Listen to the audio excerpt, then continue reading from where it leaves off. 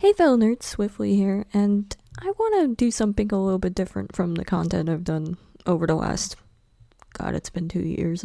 I wanted to do hockey content for a while, a long while. I mean, it's literally in my profile, having my little hockey jersey. I always wanted the two to coexist on the channel, and because of a lot of different factors, I haven't been able to make content for it, but now I feel like I'm ready. Originally, this was supposed to come out last week, but because of a few things, I was traveling, I wasn't able to do a recap. Also, there was only 2 games to recap, so I thought maybe it would be better to wait until the first 5 games. So what is this? This is going to be what I call Swiftly's Isles Recaps, or SIR for short. No, I am totally not taking Leafs fan reaction and just changing it slightly.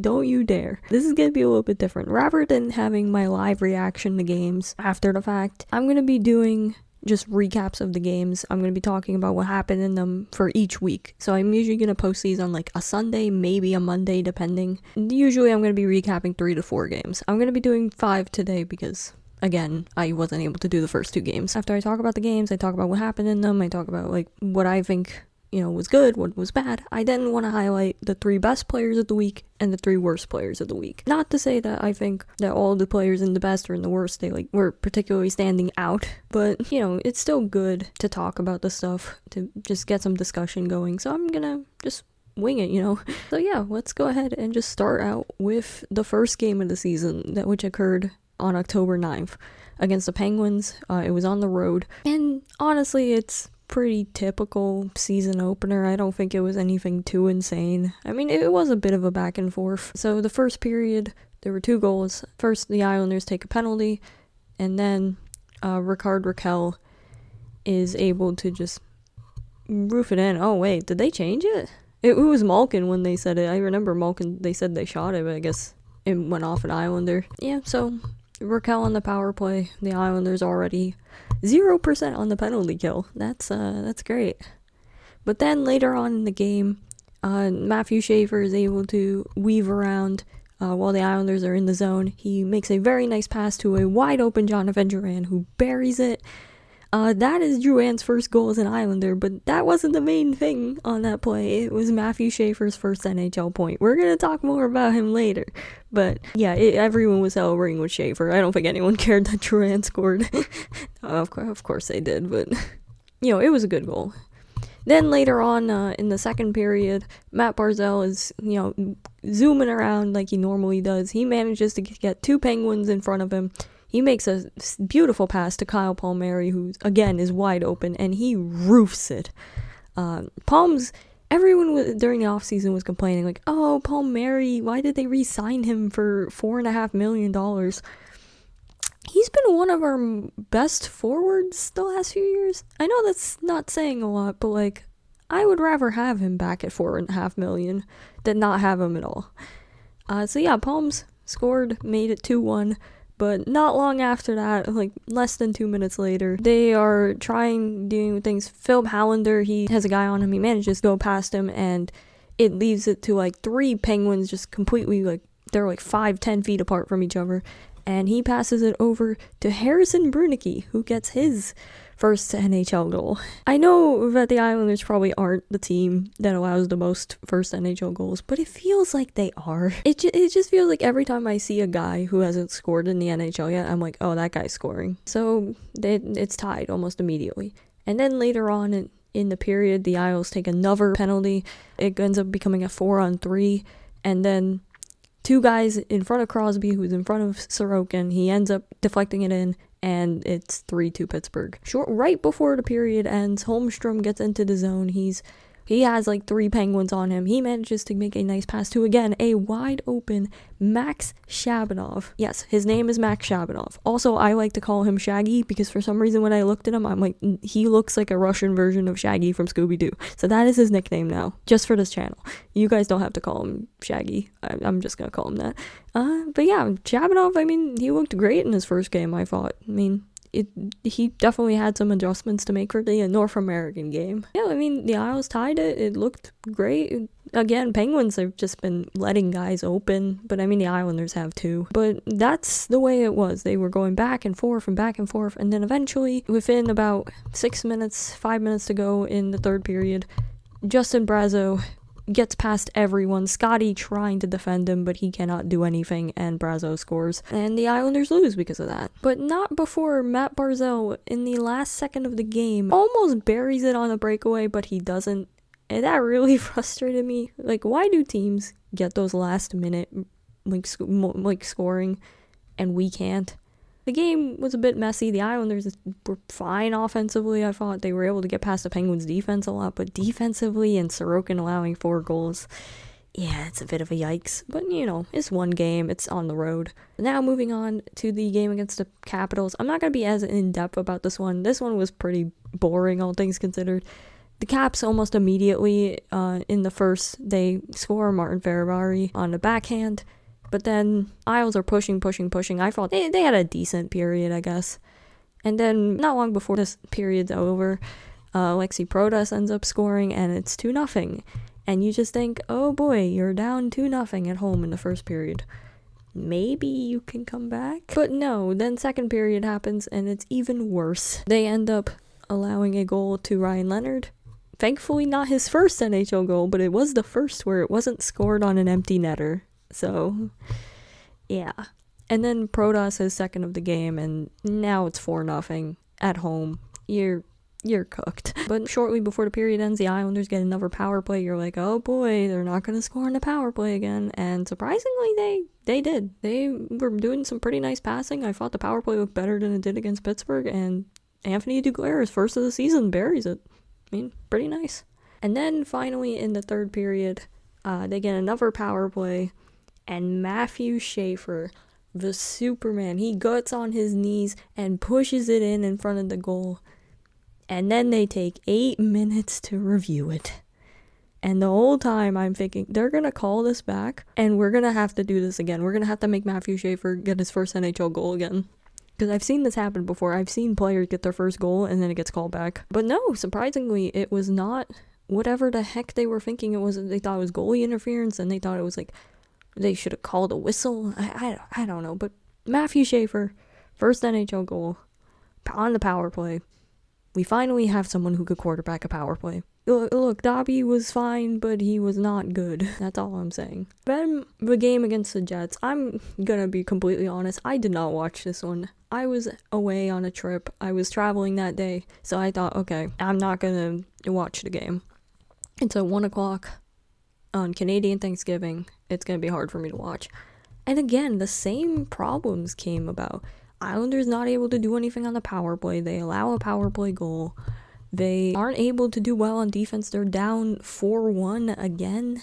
I mean, it was nice to see Emil Heineman get his first as an Islander, get Pajot going. Waugh started making some tweaks to the lineup around this point. I guess it wasn't the worst. They did say that they played a pretty good game. I mean, like I said, when you're allowing 4 goals in a game, it's not a recipe for winning. But thankfully, that was the end of the losing streak. The game against the Oilers, I think, was the best effort the Islanders put together for all the entire season. They are flying out the gate. Palmieri hits the post. They're pushing.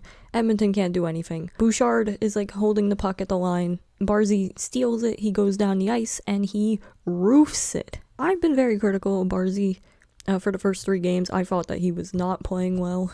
I mean, he was playing fine, but he wasn't burying chances. He was doing his usual thing of passing on like pretty obvious goals. Like, he was trying to shoot more in this game and in the next game, so I think that's valid. But I think a big difference is just like David Riddick. I was surprised with his game, I thought he played well. He made some saves. He's a bit weird positionally, like sometimes he'll look like at a weird angle when he's making a save. I don't know if that's just me or if it's like something valid. I mean, he looked good. Gotta give him props. I also allow another power play goal. It's Leon Draisaitl. It's Connor McDavid. You're going to allow power play goals to those guys. But again, just the coverage is so bad on the penalty kill. You have to be better. In the second period, it's tied 1-1. Everything's fine. And then Ryan Nugent-Hopkins gets in alone. He scores, and I start thinking, oh boy, here we go again. They're not gonna come back. The Islanders have been only scoring like 2-3 goals every game, so. But then Oilers are on the power play. Bouchard once again flubs it. Pajot goes down the ice with Horvat. It's a 2-on-1, and Horvat right in. Short-handed beauty. I mean, I've been also critical of Bowie. Yeah, I call him Bowie. You know, he was great. He was fantastic in this game, and you'll see why in a little bit. Again, on the power play, everything, they're passing back. They actually looked pretty good on this power play. I was saying, what was it? Multiple different times. They had 5 power plays in this game, and I was saying multiple times, the best time to score was on the last power play. The second best time is now. And finally, they scored on the power play. Bowie and Barzy having that connection again. Bowie burying it. They're up.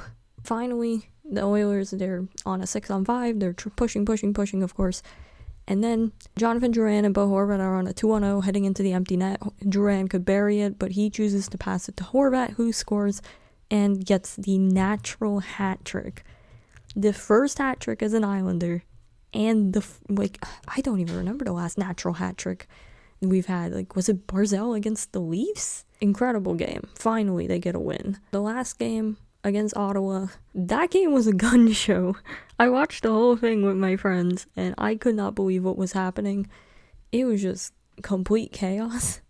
You know, once again, in the first period, David Perron on the power play, he's able to just shoot it. Sorokin can't squeeze it tight enough, and it just slips past him. So Perron, pushes it in. Or somebody shot it. I think it was Shabbat, and then Perron, put it in. And then later in the second period, Shane Pinto, he's left wide open to just bomb it. And it's 2-0. And I think, oh my god, this team is going to lose again. Sorokin is allowing softies again. They haven't come back all season, so. Wait, Emil Heineman scored about a minute later? It was a pretty nice goal. Honestly, Emil Heineman, very interesting player. I don't think he should be on the first line, but he's been playing pretty nicely on. Later on, Bo Horvat again. That dude had a crazy 2 games, and all of a sudden we're tied. But then later on, Tim Stützle able to just do Tim Stützle things. It's 3-2. And I think, oh my goodness, again. Not even that long after the Stützle goal, Maxim Shabanov shoots it, and originally it was thought that he just, shot it in, but apparently it went off Lee. It deflected off of him, so Lee got credit for the goal, but, that was mostly Shaggy, so great goal. Great goal, the fact they tied it so quickly after. But then, not long after that, Dylan Cousins able to just come in and score, and it's 4-3. And I'm just thinking, Sorokin allowed 4 goals again. Yeah, they're not winning. Look, I know I'm a pessimist, but I expected this team to be bad this year. No, the Isles didn't buck over. They actually tied it. Kyle Palmieri with Barzy on a partial 2-on-1 managed to roof it in.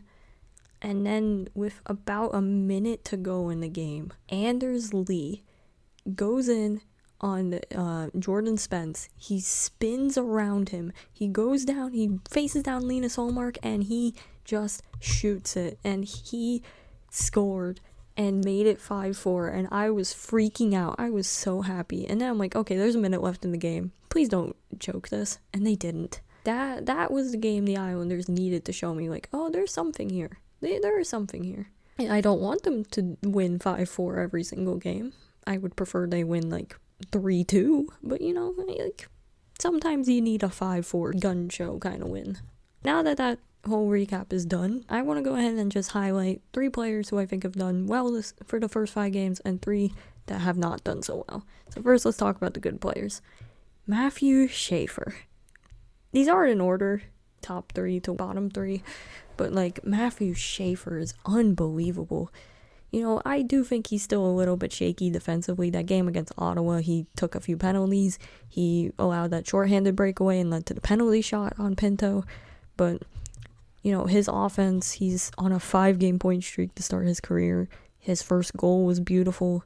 He looks strong on the power play. They're playing him in all situations. Well, not every situation. They're not playing him on penalty kill, but I think he's doing far better than I anticipated him to in his first few games, which I guess I should have expected because he's a number 1 overall pick for a reason. It's just I'm too used to not having, top draft picks.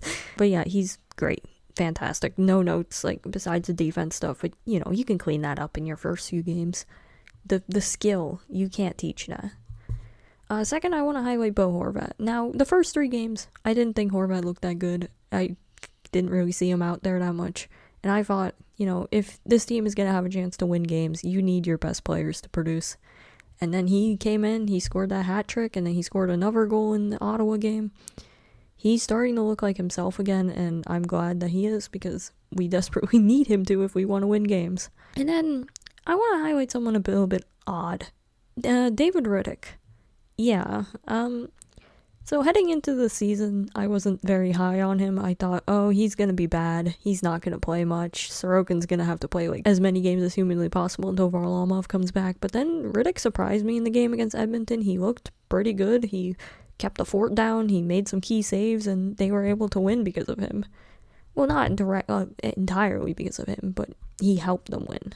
Now let's just go ahead and talk about the players that I don't think played well. And starting off, Ilya. Look, I know that the defense isn't great. I know that they've been allowing a lot of chances, but you look at the shot totals and it's really not that bad most of the time. Most of the time the Isles are not allowing, 30-something shots. They were allowing 28, 29, 26. They did allow 33 against Ottawa and Edmonton, but those are pretty high offense teams. And the Ottawa game was just crazy in general, so. But Sorokin has allowed 4 goals in every single game he's played. And 3 of those games were losses. Because you're usually not going to win when your goalie allows 4 goals. Especially with a goalie like Sorokin. And some of those goals have just been very weak. He's been kind of floundering. And I do think that having Riddick play as well as he did against Edmonton, I do hope it means that they're not going to work him into the ground. So we'll see what happens in the next few games, but for now, Sorokin has just been very underwhelming to me. Not worth his contract. Next, I want to talk about Scott Mayfield. Now, Scotty never is the guy that's supposed to stand out on defense. He's always supposed to be that kind of stable bottom pair defenseman. And because of the fact that Schaefer is playing so much, Scotty has kind of had to step up and play with him. And the results are mixed. He's been having some good plays, but he's been having a lot of plays, and he's been going back to the form he had a couple years ago when he was just taking all these stupid penalties. And so I think that Mayfield does deserve a spot here. I don't know, there's not really a lot of people I would put in this bottom 3 because a lot of the players have just been kind of invisible. So do I really want to highlight a player that's just been barely existing? Or, a player that played 2 games like Siplikov? But I think I'm going to go with Cizikas. Cizikas, to me, like I said, he's a 4th-line player. I'm not expecting him to score every game, but I do expect him to do something. And I have just not been seeing him anywhere. He had 1 chance in the Ottawa game. He is a -3. He has no points.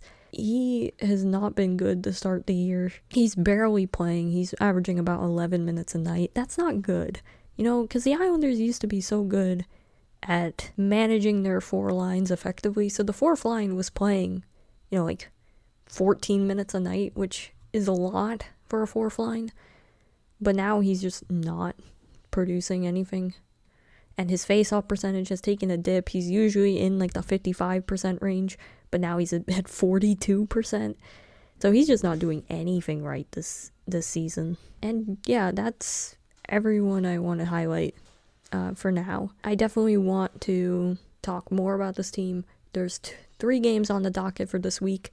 They're going to be playing the Sharks on the 21st on Tuesday, Detroit on the 23rd, and Philly, they're going to be playing in Philly on the 25th. It's going to be a matinee game. I'm going to try and watch all 3, give my thoughts, hopefully give them a little more detailed and consistent than this, because I'm kind of just winging it this week, but this is going to get better over time, I promise you. I really want to do this series. I really want to just talk about my team, talk about hockey. I want to talk about women's hockey too. That's going to be great. Maybe even some other sports. I have like some ideas to mix Pokemon and sports together. For now, that is it for this video. Thank you so much for watching. Leave a like, comment if you enjoy. Let me know what you want to see in this series. Different segments I can do. Maybe I can talk about the prospects. Maybe I can talk about other information. Maybe I can talk about other teams around the league. See what's going on there. Yeah, I will see you guys next time. Bye.